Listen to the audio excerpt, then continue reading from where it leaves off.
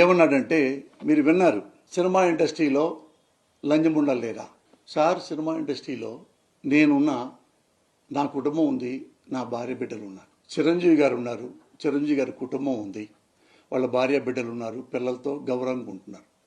ఇదే సినిమా ఇండస్ట్రీలో ఎన్టీ రామారావు గారు, చంద్రబాబు నాయుడు గారి భార్య భువనేశ్వర్ గారు ఈ సినిమా రంగంలోనూ పుట్టింది, ఇక్కడే పెద్ద అయింది. అలాగే బాలకృష్ణ గారు హీరో అయిన తర్వాతే ఇక్కడ వసుంధర గారిని మ్యారేజ్ చేసుకున్నారు.